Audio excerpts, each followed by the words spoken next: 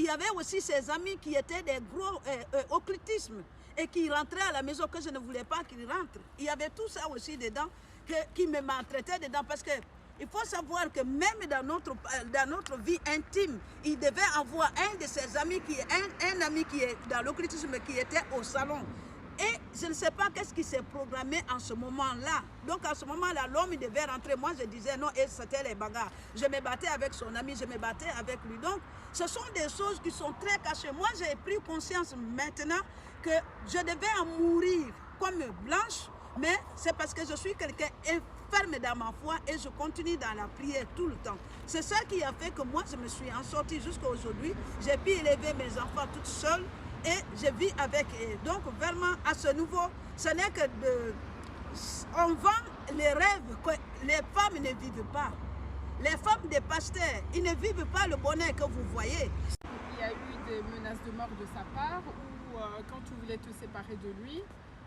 Et aussi, est-ce que tu pourrais me raconter la fois où il voulait vraiment te tuer, qu'il a amené des gens pour t'assassiner en fait? Oui. En fait, il faut savoir ces hommes-là, dès que tu dis je vais sortir, et comme ils sont des hommes populaires, ils ne veulent pas que leur ministère fasse en partie. Donc la manipulation était basée chaque jour pour te dire tu vas gâter mon ministère, tu vas disperser mon ministère. Et pour ça, il a organisé quelque chose contre moi. Comme je persistais, je continuais, je voulais absolument partir. Il avait compris. Une des fois, je me suis retrouvée avec lui dans une chambre. Donc c'était la nuit. Donc, il y a eu un cambriolage organisé. Au départ, je ne savais pas que c'était quelque chose d'organisé, mais le Seigneur va m'aider. Donc, on est couché à la maison, il y a une lampe qui est assise. Donc, il y a le bruit dans le salon. Et brusquement, moi, la nuit, je me réveille. Dieu fait que la lampe tombe, ça s'éteint. Et comme c'était en Afrique, il n'y a pas de lampe, il n'y a pas de lumière. Je reste maintenant dans les ténèbres, je reste maintenant dans l'ombre. Dans le noir. Dans le noir, il n'y a plus. Et ceux qui étaient dehors ne pouvaient pas me voir. Et lui-même, il ne pouvait plus me voir. Maintenant, un moment maintenant, lui, dans ça là, il me dit, je vais ouvrir la porte. Heureusement que je ne dormais pas. Là, je l'attrape, je dis non. Tu n'ouvres pas la porte. Il dit non, je vais ouvrir la porte, il faut que j'affronte. Je dis non, tu ne sors pas. Donc du coup, je ne lui ai pas donné l'occasion d'ouvrir la porte. Il se peut que c'était le jour là, on devait me tuer. C'était le jour là. Et maintenant, qu'est-ce qui a confirmé ça? Ma grande sœur, ma famille va venir me chercher le matin parce qu'il faut savoir que j'ai vécu ça de 2h du matin jusqu'à 6h. Jusqu'à 4h, 5h comme ça, j'étais avec les bandits à la maison. Et lui, donc les bandits sont rentrés les bandits sont rentrés à la maison. Ça. Or que la maison était bien fermée, tous les bandits étaient à l'intérieur, au salon. Et lui, il me disait qu'il va ouvrir la porte. Et moi, je le traînais qu'il ne ouvre pas la porte là. Mais la lampe est tombée. Et c'est quand on est parti le lendemain porter plainte au commissariat qu'on a été cambriolé. Maintenant, le grand commissaire va juste regarder le passé, il va dire à ma soeur, soit tu prends ton beau-fils ici, ton beau-frère ici, soit je le fous en prison, celui qui a organisé pour qu'on tue. On a beaucoup de témoignages comme ça, comment ils tuent leurs femmes. Donc c'est comme ça, non seulement Dieu m'a aidé, il m'a sauvé, mais aussi le commissaire aussi a confirmé. Et puis pourquoi j'ai dit qu'il avait organisé ça? Parce qu'après 6 mois, un jeune que je connaissais est venu me rappeler, il m'a dit maman, il m'a dit, on a vu tout ce qui était chez toi, parce qu'il y avait des groupes étrangers, tous ceux qui sont partis. On a retrouvé chez sa copine. Et comme moi, je ne vivais plus en Afrique, j'ai dit, ok, ça va. J'ai compris ce qu'il voulait, celui qui a grandi avec moi, qui a fait lui-même les enquêtes. Mais le commissaire nous avait déjà informé que c'est le pasteur qui a organisé. Mais quand le jeune maintenant a confirmé, j'ai su que c'était un assassinat qui était organisé contre moi. Mais Dieu m'a échappé. Dieu a fait qu'on ne m'a pas tué. Il m'a aidé, voilà. Il m'a délivré de cet assassinat. Maintenant, comment je me sens? Je suis en paix. Je fais ma vie comme je veux avec les enfants. Les enfants ont grandi parce que les témoignages que je fais, il y a plus de 20 ans dans un mariage comme ça, tu es détruit. Donc si vous me voyez comme ça, c'est que Dieu a restauré ma vie. Vraiment, je remercie le Seigneur pour ça. Donc c'est possible de s'en sortir dans la vie. Oui. Les amis, cette histoire que vous avez écoutée, il s'agit simplement de l'histoire de ma maman, ok? Ma maman, notre maman, c'était une ex-femme de pasteur. Donc les réalités sont là, les amis. Donc ce n'est pas parce que vous voyez un pasteur qui est aimé, qui est adoré dehors, que cela veut dire que c'est aussi le même à la maison. C'est la même chose avec l'histoire de Maman Blanche. Donc s'il vous plaît, justice pour Maman Blanche. Et soyez, il faut être conscient aussi. On a fait ça pour conscientiser la masse. Parce qu'on a beau parler, il y en a, ils pensent que c'est un cas isolé. Il y a énormément de femmes de pasteurs qui vivent la même chose. Donc oui, on peut avoir un père, parfois les enfants ils peuvent même aimer le père, mais il faut apprendre aussi à condamner les actes de la personne. C'est ça aussi avec le pasteur Marcelo. Il y en a qui aiment le pasteur Marcelo, mais apprenez aussi à condamner ses actes. Ça va les amis? Donc voilà. Donc ça c'est déjà pour faire taire la polémique pour ceux qui ont le plaisir de venir raconter rapidement. Cette cause nous a touchés parce que c'est dans des circonstances troubles. C'est-à-dire une personne qui n'est pas malade, qui a pris son vol elle-même, et puis dans 2-3 matins on entend qu'il est mort. Et puis il y a plusieurs versions. Moi je pense que c'est un état sérieux, s'il y a un état sérieux, au moins par rapport à la polémique qu'il y a sur les réseaux sociaux et les 2 ou 3 versions par rapport à ce décès-là, un pays sérieux devait diligenter une enquête en fait. Voilà. Juste pour... En fait, pour écouter Marcelo, pour mettre la lumière sur ce qui s'est passé en fait, et pour apaiser l'opinion. En parenthèse. Donc elle m'a contacté, Anna, pour que je fasse la demande. Et on a fait la demande, ça a été autorisé. Aujourd'hui on arrive, j'étais hier aussi à une manifestation en fait, ici. Hier j'étais à une manifestation, donc avec la grosse sono que vous avez vue là, les voisins se sont plaints, beaucoup de personnes se sont plaints qu'il y avait trop de bruit. Donc aujourd'hui on nous ramène l'histoire que la sono n'est pas autorisée. Donc c'est pourquoi nous disons, nous reportons cela, peut-être en tout cas la sono pour samedi prochain. Je vais voir avec Anna si elle veut bien, samedi prochain ou la date elle aura choisi. Et on voudra un comité quand même, si elle donnera son numéro, si des personnes veulent bien se joindre à elle, pour qu'on organise que ça soit une réussite en fait. Voilà, et samedi prochain avec la sono, parce que moi je pense que si on est sérieux, ce que les gens, on ne condamne pas quelqu'un sans qu'il y ait une enquête, soit, mais on veut juste que ça soit transparent, qu'il y ait une enquête quand même, que les gens soient apaisés, et surtout que la famille a porté plainte. Voilà, moi je pense qu'une enquête devait être diligentée. Voilà, moi c'est par rapport à ça. Comme j'ai dit au départ, moi je suis pour notre combat en tout cas, et cette cause-là c'est une dame, en tout cas une belle dame qui a fleur de vie, si je peux dire comme ça, elle est partie comme ça, c'est pas normal, il faut qu'on en sache un peu plus. Voilà, je vais passer la parole à Anna, peut-être qu'il y a aussi un mot à dire. Voilà, et moi je souhaiterais qu'on gagne son numéro et que prochainement qu'on organise que ça soit une réussite. En tout cas, je remercie tous ceux qui sont venus et je vous appelle aussi lorsqu'il s'agit de toutes les causes. Il ne faut pas que les émotions soient sélectives, parce que c'est une personne que vous aimez, que vous suivez, qui est morte, et vous venez, mais lorsqu'il s'agit des décès à Goma, lorsqu'il s'agit des Noirs qui meurent dans la Méditerranée, qui meurent dans le monde, toutes ces injustices-là, moi c'est l'injustice qui m'a motivé à être avec elle et pour être là. Parce que je sens qu'il y a une injustice, une irresponsabilité de la part de l'État, donc le gouvernement de Tshisekedi, il y a une irresponsabilité, et c'est pourquoi je suis là. Je passe la parole à... Merci à tout le monde d'être venu. Et un message déjà pour les TikTokers, TikTokeuses, ne profitez pas pour faire votre argent, vous êtes derrière l'écran, à parler de cette histoire, de cette circonstance, et vous ne venez même pas aux manifestations. Alors si c'est comme ça, laissez-nous défendre notre cause. Sinon, si vous êtes vraiment dans la lutte, vous êtes tous les amis de la lutte, si vous êtes vraiment dans la lutte, dans ce combat, vous devriez quand même vous manifester. Un message à M. Tshisekedi. Ce que je vais dire aujourd'hui. Vraiment, je pense que tout le monde est de même cœur et de tout cœur avec moi et la famille de Maman Blanche. On veut juste une enquête judiciaire transparente. On sait qu'il y a la présomption d'innocence. On n'est pas en train de condamner M. Marcelo, mais on veut la justice, qu'elle soit noble. Et ça, c'est pour toutes les femmes, pour les enfants, pour ceux qui sont en train d'être tués à Kivu, partout, dans le monde, en Afrique, il y en a marre. Et surtout, un message aussi pour les femmes.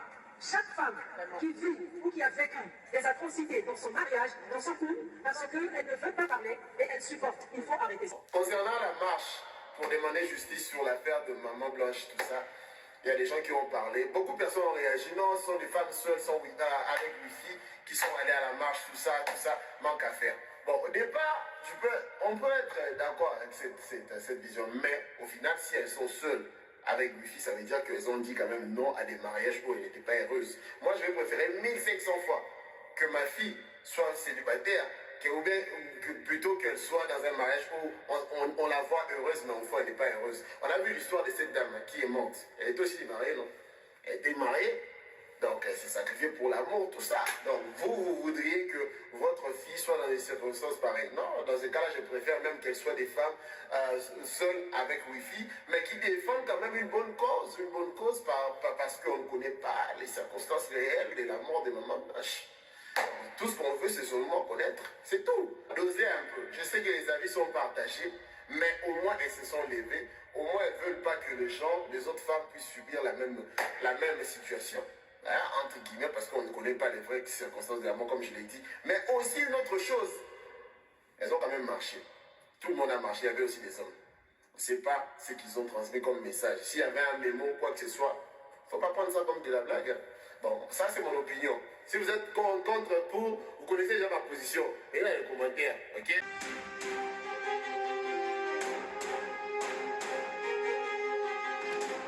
Non, je vais demander qu'est-ce qui se passe. Pourquoi la sœur a été dit bonjour du jour au lendemain?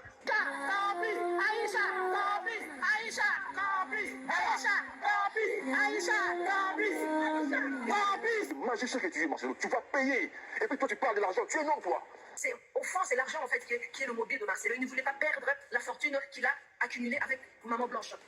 On a entendu que l'origine de l'achat de l'église La Confusion à Kinshasa, ce grand terrain, c'est Maman Blanche qui a acheté ça avec sa part d'héritage familial. Au fond, c'est l'argent en fait qui est le mobile de Marcelo. Il ne voulait pas perdre la fortune qu'il a accumulée avec Maman Blanche. On a entendu que l'origine de l'achat de l'église La Confusion à Kinshasa, ce grand terrain, c'est Maman Blanche qui a acheté ça avec sa part d'héritage familial. Elle est venue, elle a reçu 150 000 $ lorsqu'ils ont vendu leur maison familiale de Gombe, de son père Kandolo. Elle a donné 100 000 à Marcelo pour acheter ce terrain. Et ce terrain aujourd'hui a une valeur de près de 2 millions. Et donc si on devait comptabiliser, faire l'inventaire du patrimoine marital de Blanche et de Marcelo, on allait découvrir que non, ça s'élève à 8 millions de $. Et si on va plus loin, parce que Blanche avait acheté une maison en Belgique qui vaut plus de 500 000 €, cette maison-là, Marcelo n'a pas envie que la famille saisisse le dossier successoral et qu'il puisse avoir droit à tout l'héritage qui revient à Blanche. C'est pour ça que Marcelo se précipite d'aller vite acheter une maison à 250 000 pour la maman de Blanche, pensant qu'on va le laisser tranquille et qu'il va pouvoir... Voilà, et qu'il va pouvoir voler la part d'héritage. On est dans le... Maintenant, on va revenir dans le droit congolais. Le droit congolais précise que quand on est marié en régime universel de biens, lors du décès d'un des défunts, le défunt survivant n'a pas le droit à 100% sur le patrimoine. Le patrimoine, lorsque un liquidateur est décidé, il va faire l'inventaire de tous les biens. Quand il aura fini ça, il va totaliser la somme et il va diviser en deux. 50% pour Marcelo et 50% pour la défunte. 50% de la défunte redeviennent 100% et ces 100% donnent 75% aux enfants et 25% revient aux membres de famille de deuxième degré. C'est-à-dire, et Marcelo y compris, c'est-à-dire dans les 25%, ça revient à la famille de Blanche et à Marcelo. Ils doivent se partager ces 25%-là de la part d'héritage de Blanche. J'ai fait une liste des 10 pasteurs les plus influents en Afrique et dans le monde. 7 d'entre eux ont enterré au moins une fois déjà leur épouse. Quel est le rapprochement que je peux faire? Et bien voir 7, 3 ont enterré déjà 2 épouses. Et comme on est donc dans la magie pure, vous allez voir que la force de Tunasi va doubler. Le pouvoir de Tunasi va doubler. J'ai un voisin, un pasteur aussi, lui il a enterré déjà 2, je crois qu'il va enterrer bientôt la 3e. On ne va pas dire que dès que votre femme meurt, c'est que vous l'avez tué. Mais je vous dis, selon la nature, dans 90% des cas, c'est l'homme qui meurt avant la femme. Mais pourquoi vous ne comprenez pas que dans le cas de ces pasteurs, leurs femmes sont souvent plus jeunes et autres, mais c'est elles qui meurent. Ils en enterrent 1, 2, 3, et vous restez là. Bon, en tout cas, vous êtes déjà dans l'égrégore. Si vous pouviez surprendre vos pasteurs dans les ordres auxquels ils appartiennent réellement, c'est-à-dire Satan a divisé son royaume. Les supports de Satan, il les a envoyés créer les églises. Voilà la vérité. Il a dit, toi, parce que les gens ont peur d'aller officiellement chez les marabouts, chez les magiciens. Satan a donc, parce que Satan est très intelligent, il a divisé son monde. Il a dit, vous serez apparemment les mauvais, vous qui êtes autres, et les bons, je les envoie captiver les âmes. La plupart de ces gens, et vous les reconnaissez parce que la Bible le dit, et vous ne faites pas attention. Quelqu'un qui réussit à captiver des millions de personnes, vous êtes là, vous êtes dépossédé de vous-même, ils parlent bien, c'est des pouvoirs mystiques qu'ils utilisent sur vous. Et après un certain temps, ils ont tous des parrains, sinon des gourous qui sont au-dessus d'eux. Après un certain temps, il faut recharger le gourou pour qu'il vous donne une nouvelle puissance. Donc, Tunasi n'est pas maître de lui, il y a quelqu'un au-dessus de lui, et qui est encore plus puissant, et qui n'est même plus au niveau de venir prêcher. Alors, la femme, elle est morte. Il a fait un merveilleux deuil. Aujourd'hui, l'église de Dieu, vous n'avez même pas vu, l'église de Dieu se manifeste par l'argent. Il y a beaucoup d'argent. Et ces pasteurs, entre guillemets, vous obnubilent en vous disant, mais Dieu est aussi le Dieu de l'argent. Non. Le modèle que Jésus-Christ nous a montré, que Paul nous a montré, c'était la sobriété. Les hommes de Dieu depuis la création n'ont pas besoin de beaucoup. Ils n'ont pas besoin de beaucoup. Le nouveau monde dans lequel vous êtes tombé, la nouvelle évangélisation dans laquelle vous êtes tombé, où les pasteurs ont 50 véhicules de luxe, des jets privés, et eux, c'est des diableries. Tout à fait. C'est le diable lui-même qui avait promis à Jésus, je te donnerai la puissance et la gloire de ces rois. Ah oui, car elles m'ont été données et je les donne à qui je veux. Si jamais tu te prosternes et m'adores. Et observez, quand l'un des gourous arrive, les autres pasteurs se mettent à genoux, pas symboliquement. Ils se mettent réellement à genoux. Ils mettent leurs genoux au sol. Vous avez vu dernièrement, un de ces types est arrivé au Cameroun. Oui. Jusqu'à nos hommes en tenue, sur l'ordre d'un grand dirigeant, était à genoux. Oui. Soyez miséricordieux de sortir. Mais vous, avec votre psychose, vous êtes déjà en enfer. Vous êtes là, non? Tu es dans la salle d'attente, on ne vous reçoit pas. Tu es dans la salle d'attente, mais tu ne voyages pas. Tu es venu accompagner quelqu'un, ça arrive. Mais nous, au moins nous sommes dans la salle d'attente, nous avons encore la possibilité d'annuler le vol, de sortir. Mais vous, avec votre psychose, vous êtes déjà en enfer. La compassion, c'est l'enfer. L'église de la compassion, c'est l'enfer. Notez ça, mettez ça sur Internet, partagez. L'église de la compassion, dirigée par un psychotique, c'est l'enfer des psychotiques. Nous, au moins, nous sommes dans la salle d'attente. Donc, nous pouvons partir. Quelqu'un peut dire, ah, je me convertis et je quitte cet enfer. Quelqu'un peut dire, mais vous, vous êtes en enfer. Il n'y a plus de point de non-retour. Vous vous croyez saint, vous vous croyez parfait. Vous êtes parfait, vous. Il n'y a pas de voleurs chez vous. Il n'y a pas de gens qui calomnient leurs frères là-bas. Votre pasteur s'est réjoui de la chute de l'autre.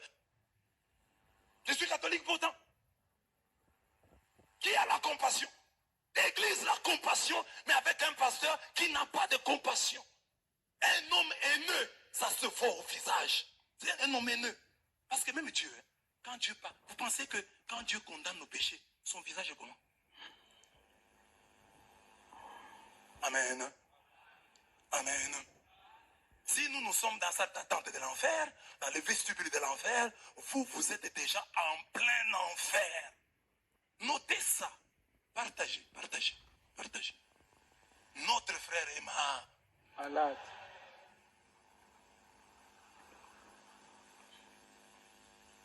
Moi, je suis resté plusieurs fois. Je suis allé m'accompagner des gens à l'aéroport. J'étais dans la salle d'attente. Je n'ai pas voyagé. Luc 16. Quand vous êtes en enfer, c'est fini. Vous êtes en enfer. Nous sommes dans la salle d'attente. Salle d'attente, quelqu'un peut partir. Quelqu'un peut ne pas être reçu.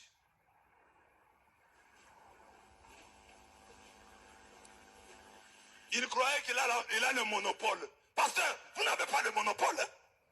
Vous n'avez pas le monopole de la folie. C'est pas parce que les gens se taisent, vous pensez que vous avez le monopole. Nous avons des réponses. Nous répondrons maintenant du tac au tac. C'est pas parce que les prêtres se taisent. Même quand je le fais ici, je sais que mes confrères prêtres qui verront ça vont regretter. Parce que ce n'est pas dans nos habitudes. Mes chers confrères, comprenez-moi. Il faut des fois répondre au fou selon sa folie. C'est la Bible qui le dit. Lise Proverbe 20. 2 Corinthiens 12, 11. C'est toujours dans la Bible. Comment vous attaquez des gens qui ne vous attaquent pas? Des gens qui vous ignorent superbement. Pourquoi vous les attaquez? Vous volez nos fidèles sur base des mensonges pour vous enrichir. Dans vos églises, c'est toujours l'argent. Pourquoi est-ce que vous ne vous associez pas aux autres? Quand quelqu'un crée une église, est-ce qu'avant lui, si l'église catholique est dans l'erreur, amen, supposons que l'église catholique est une salle d'attente de l'enfer. L'église de la compassion est née quand? Donc avant l'église de la compassion, il n'y avait pas une autre bonne église où ce pasteur-là pouvait aussi entrer. Tu quittes l'église catholique, tu crées ton église. Et ça c'est normal. Quitte l'église catholique, mais entre dans une autre bonne église qui existait. Parce qu'il y avait des bonnes églises. Il ne faut pas dire que Dieu a attendu ta naissance et la création de ton église pour commencer à parler aux Congolais. Tu n'es pas sorti de la cuisse de Jupiter. Amen. Alors, tu pouvais entrer dans une autre église, mais pourquoi créer ton église? c'est pour te faire du fric. Fais-toi du fric tranquillement. On sait, tous les Congolais savent comment tu as souffert pendant le confinement. Tous les Congolais savent. C'est que comment tu as tweeté. Hein, pourquoi on permet ça? Et on n'ouvre pas les églises. Tu as fait des problèmes. Nous n'avons compris ça. Il y a une maladie dans le monde. Laissons. Quand la maladie passera, nous retournerons. Mais toi, tu étais inquiet. Tu as tweeté plusieurs fois. Et déjà, les gens ont trouvé que ta tête ne fonctionnait pas bien à l'époque.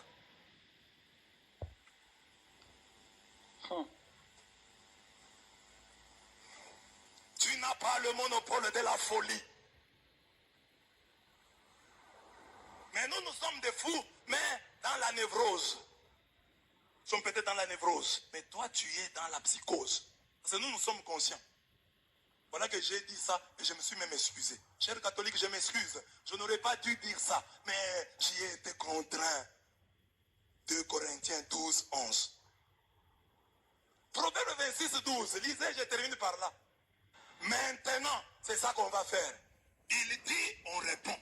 Alors on va voir celui qui est fort. Nous avons répondu. Depuis des années, l'Église catholique ne fait que répondre. Tu connais Contra et Aireses? Si tu veux contrer, on te répondra du tac au tac. Ce n'est pas parce qu'on s'était qu'on manque d'arguments. Nous ne manquons pas d'arguments. Et nous ne manquons pas les informations. Il y a des pasteurs de votre temple qui ont fait beaucoup de bruit. Aujourd'hui, ils sont rentrés. Ils se sont... soyez calmes. Soyez calmes. En Mbujimaï, ici, il y en avait un qui disait qu'il détruirait la cathédrale, notre cathédrale de Mbujimaï, et qu'il l'achèterait. Aujourd'hui, on l'a chassé de son église. On ne blague pas avec l'église catholique. Nous n'allons pas t'amener en justice. Nous étions calmes, assis dans notre coin. On nous même dit qu'il est malade. Notre frère est mort. Que Dieu lui pardonne. Que Dieu ait pitié de lui. Que Dieu lui ouvre les yeux. Qu'il voit là où se trouve l'essentiel. Que le diable qui est en lui, qui le pousse à parler en mal contre, que ce diable-là soit chassé. Que ce pasteur soit délivré de tous les démons qu'il habite. De l'esprit de Python qui est en lui. Parce qu'il a un esprit de serpent. Il est de la postérité du serpent. Le serpent est entré en lui. Hein? Quand vous voyez, quand ses yeux gonflent là, c'est le serpent. Donc prions. Prions pour lui. Catholiques, ne vous en faites pas. Voilà. Selou Tounassi, c'est le pasteur africain. Ah, vous l'appelez pasteur encore? Moi, je n'oserais plus l'appeler pasteur. Un pasteur, celui qui conduit les âmes vers la vérité tout entière. D'accord. Et quand quelqu'un ne conduit plus les gens vers la vérité tout entière, il est mercenaire dans la Bible. C'est le pasteur qui conduit vers la vérité, vers les sources d'eau vive. Mais quand quelqu'un... Selou Tounassi, c'est le pasteur africain. Ah, vous l'appelez pasteur encore? Moi, je n'oserais plus l'appeler pasteur. Un pasteur, celui qui conduit les âmes vers la vérité tout entière. D'accord. Et quand quelqu'un ne conduit plus les gens vers la vérité tout entière, il est mercenaire dans la Bible. C'est le pasteur qui conduit vers la vérité, vers les sources d'eau vive. Mais quand quelqu'un détourne les gens de Dieu, il n'est plus pasteur, il devient mercenaire. Donc, on ne peut plus parler de pasteur Marcelo Tounassi, mais simplement de monsieur Marcelo Tounassi. D'accord. Alors, pour rappel, hein, on dit que oui. Marcelo Tounassi a perdu son épouse. Et 1 an plus tard, donc il... Oui, mais ce n'est pas ça c'est pas ça le problème. C'est pas ça. Moi, le problème, c'est pas son remariage très vite fait. D'accord. Voilà, ça pouvait aussi scandaliser, parce que comme dit le Christ, il ne faut pas être objet de scandale. Ça pouvait attendre, parce que la blessure était encore énorme, même pour les enfants. Donc, c'est pas en une année qu'on retrouve l'équilibre. Mais moi, je disais, c'est sa vie privée. Ça, je ne m'intéresse pas. Moi, je reviens dans le cadre pastoral. Dernièrement, j'étais en train de vous parler de l'eau bénite. Vous vous rappelez, toi, tout ce que tu fais n'est que dans la Bible. Et maintenant, je vais vous montrer une vidéo ici pour vous dire que Marcelo est un vrai menteur. Alors, juste avant, oui. Excusez-moi, mais si vous pouvez reprendre ce qu'il disait qui n'était pas biblique. Il disait ceci, je viens de le dire, oui. L'eau bénite, ce n'est pas dans la Bible. Dans la vidéo, il disait, l'eau bénite, ce n'est pas dans la Bible. Et moi, je répondais, mais il disait même... C'est écrit où, avant d'entrer dans une église, il faut mettre la main dans l'eau et faire ça. Le signe de la croix, c'est diabolique, tout ça. Et je lui répondais en lui disant, mais tu penses que tout ce que toi tu fais dans ton église, c'est né dans la Bible? C'est pourquoi je vous invite à suivre cette vidéo de Marcelo Tounassi. Très bien. Eh bien, on y va, Martine. Mes chers frères et sœurs, comme... Au nom de Jésus. Au nom de Jésus. Au nom de Jésus. Au nom de Jésus.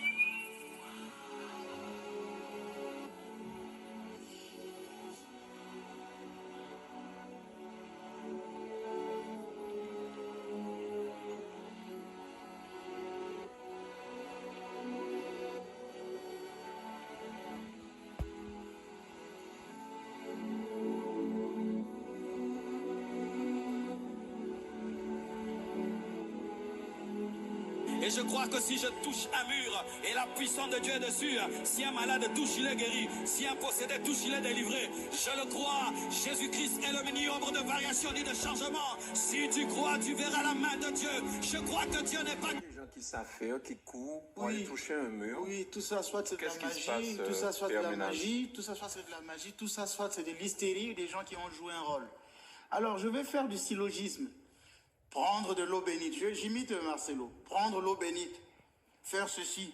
C'est écrit où dans la Bible? Alors moi, je voudrais dire, aller toucher le mur, tomber, guérir. C'est écrit où dans la Bible? Donc vous voyez que j'ai eu bien raison de vous dire, mais lui-même dans son église, ne fait-il pas des choses qui ne sont pas dans la Bible? Je n'ai jamais vu un chapitre de la Bible, il fallait aller toucher des murs pour être guéri. Il fallait aller toucher des murs pour être délivré. Il a dit que la croix ne chasse pas les démons. La Bible ne chasse pas les démons. Eh bien, le mur aussi ne chasse pas le démon. Voilà. C'est écrit où, dites-moi un test biblique, où cette pratique qu'il est en train de faire dans son église est-elle biblique? Elle ne l'est pas. C'est pourquoi dimanche, ce jour où j'ai répondu à Marcelo, je lui disais, attention, Dieu peut utiliser des causes secondaires pour transmettre la guérison.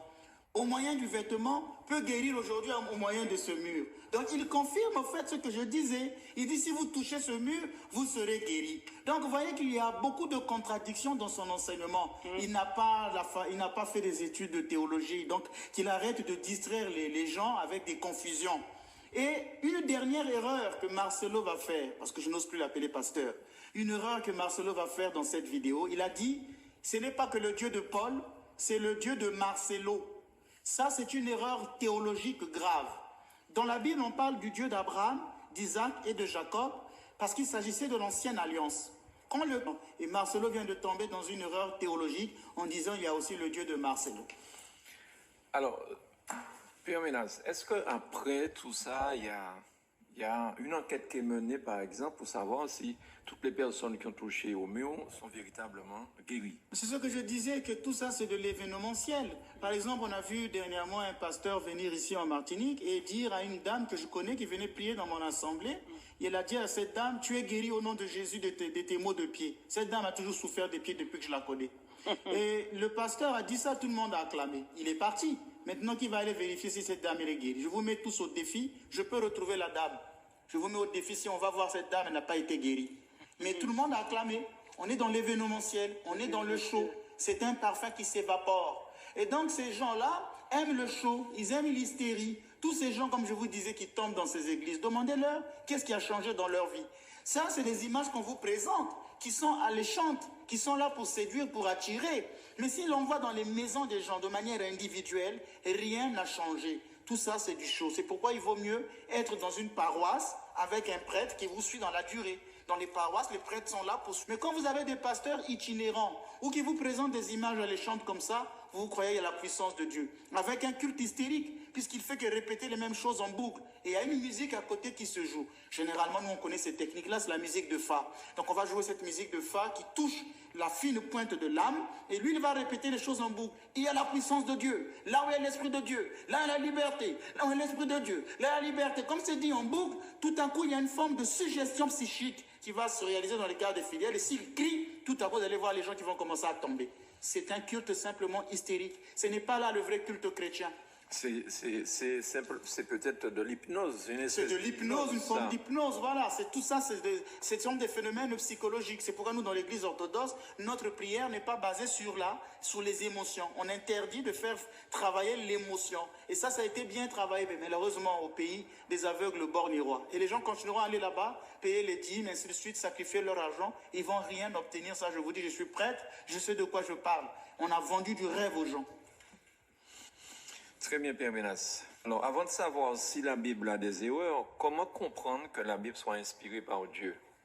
Alors, ce n'est pas la Bible seulement qui serait inspirée de Dieu, parce que si l'on voit la Bible au sens du canon, comme je vous l'ai dit dimanche passé, qu'attention, les Écritures existaient avant le canon, et que la Bible est un choix de livre. Donc, c'est toute Écriture qui est inspirée de Dieu. Donc, c'est toute Écriture qui est inspirée de Dieu. Pas la Bible seulement en tant que canon, que l'Église a défini, et a donné en l'an 400 à ses fidèles. C'est l'Outounassi, c'est le pasteur africain. Ah, vous l'appelez pasteur encore? Moi, je n'oserais plus l'appeler pasteur. Un pasteur, celui qui conduit les âmes vers la vérité tout entière. D'accord. Et quand quelqu'un ne conduit plus les gens vers la vérité tout entière, il est mercenaire dans la Bible. C'est le pasteur. Un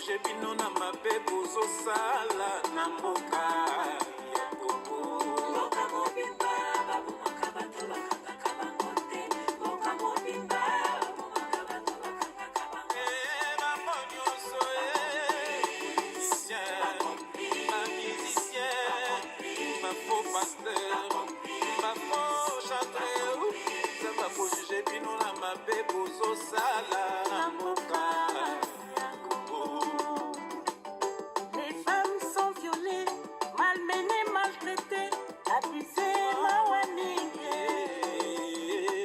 Il n'y a pas de vraie justice dans le monde. Nous attendons la justice de Dieu. Ça démarque peuple péri, faute de connaissances.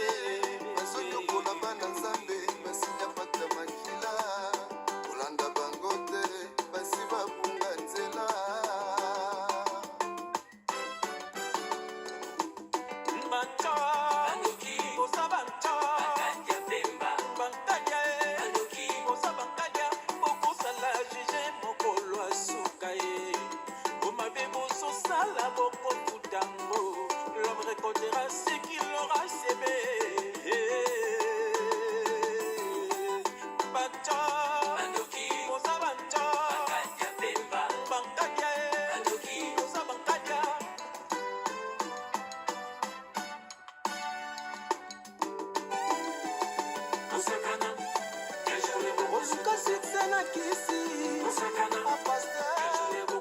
Les esprits dans l'évangile.